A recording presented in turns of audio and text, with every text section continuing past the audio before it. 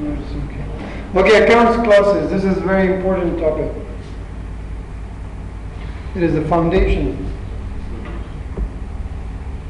So yeah, we have 5 account clauses. Many people will divide them in different categories, but according to me there are 5. There are assets,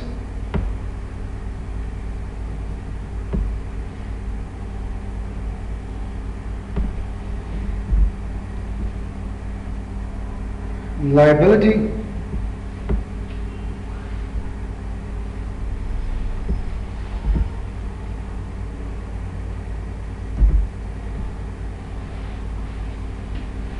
income,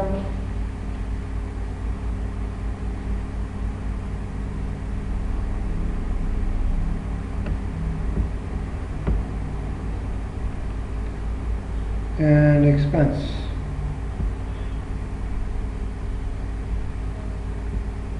The last one, capital. So 5 clauses. Let's change the color. Capital.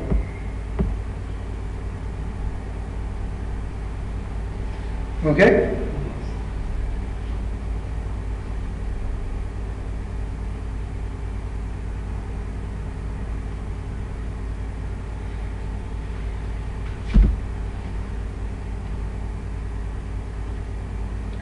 So you will see different definitions for the asset from different people. Now I don't say they are wrong, but mostly those definitions are limited. Meaning it doesn't give the full picture.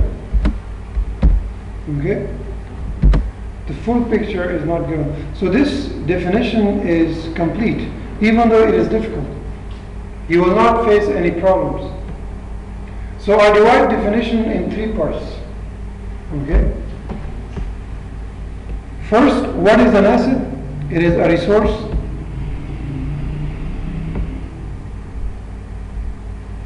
In our control. Okay? So an asset is a resource that is in our control. So we control it. What is the meaning of control? Control means that you treat it as it is your own. When you have something as your own, is what gives you control. Normally this control comes from buying. Okay? Normally when you buy something, you will have control. You get it? But in some cases, even if you don't buy something, you still have control. You will study that in F7, substance over form. There is a specific chapter on it, specific topic. And also in F3, you will study them in consolidation. It is a very small part. Okay? So, yeah, in most cases, when you buy something, you control it. So remember, what is the resource? You call it manba, yeah? Yes. So, it is manba. Yeah, some people say that employees are assets. Okay? Yes. Some say they are not. Now, according to accounting, they are not. Why? Employees are not assets according to accounting. What is the reason? They are resource. But they are not our assets. Because we cannot control them. Like you saw the teacher, yeah? I cannot control. If he has work, he can go. I cannot tie a chain and tell him, okay, you don't have to go. I don't own him. So in the same way, companies do not own employees. So the employees can leave whenever they want. Even though they are taking resources for them, but they are not in their control. They are in the control if they are coming to work. But otherwise, they can leave whenever they want. If the employee was your slave, voila, then maybe in that case it would be your asset. Yeah, somebody told me that I read in the book that in the time when there were slaves, slaves were called as assets. You get it? Because you owned them. They could not leave you unless you wanted them to leave. Okay? So yeah, the first thing is it is a resource in our control. Second, due to past event.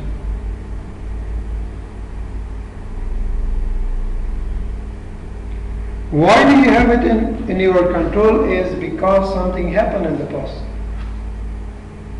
That event can be buying. Okay? Let's say we bought it.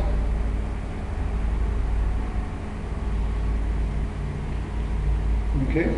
Or maybe sometimes you have something, somebody gives it to you as a gift. You don't buy it, but somebody gives it to you as a gift. You treat it as if it is your own. You get it? And the third and the most important part is future economic benefits inflow expected. You guys know what is inflow, yeah? Something that is coming in. Outflow, something that is going out. So economic benefit means financial benefits.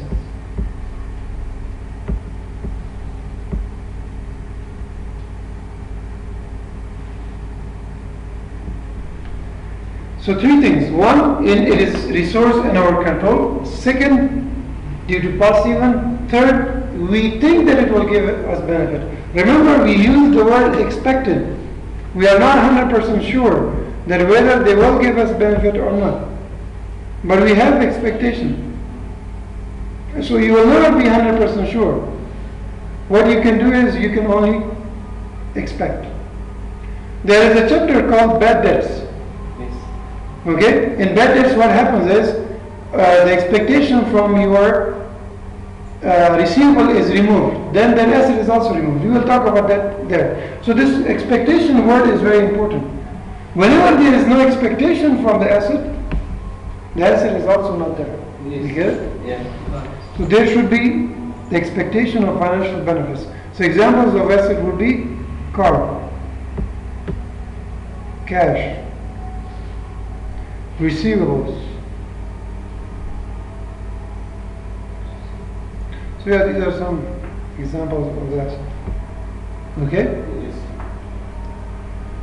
What is this in? Due to past event? Due to past event, you have it because something happened in the past. Why do you own cash? Because you sold something. Yeah. Why do you have car? Because you bought it. Or maybe you stole it. Who knows? Or why do you have receivables? Because you sold them something. You get it? So whatever is the event, it happened because of that event. Now, next thing I'll teach is liability. Liability is the mirror image of asset. Okay? So I'll write here, this is mirror image of asset. Mirror image means opposite. So I also divide this in three parts.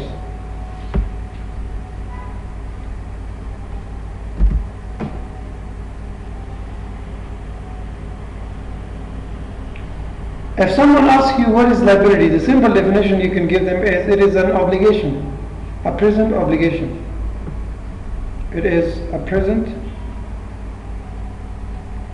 obligation.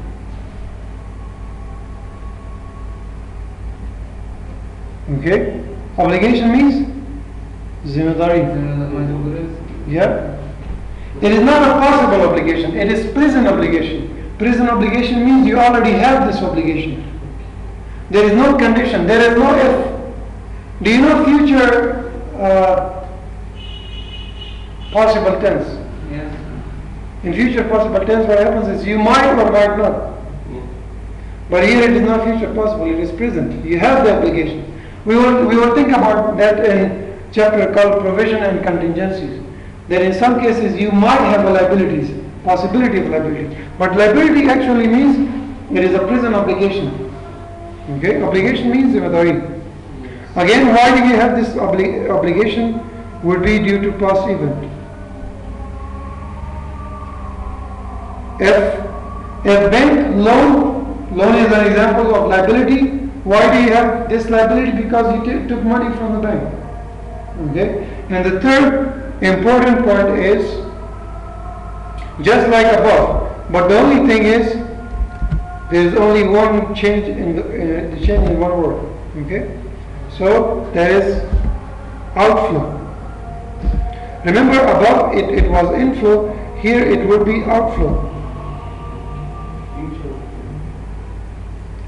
Future economic benefit, outflow expected. Asset will bring us benefits and liability will take benefits from us. Do you get it? So yeah, example of liability is loan, let's say.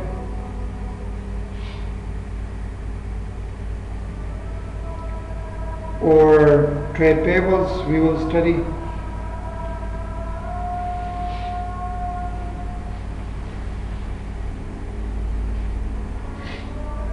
Or if you have tax payable.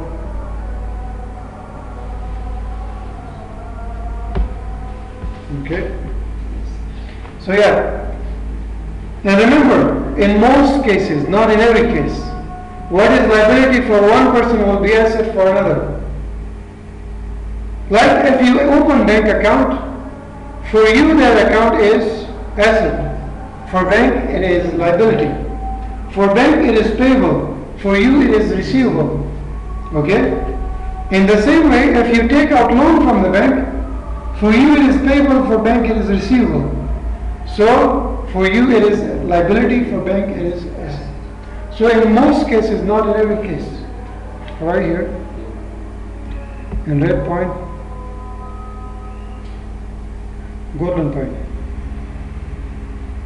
In most cases, what is asset for one will be liability for another. Okay? So remember, these are the points that are not explained in books.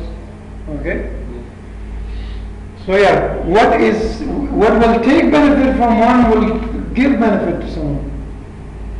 In the same way, what will give benefits to someone will be taken from someone. Do you get it? So yeah, in most cases, not in every case.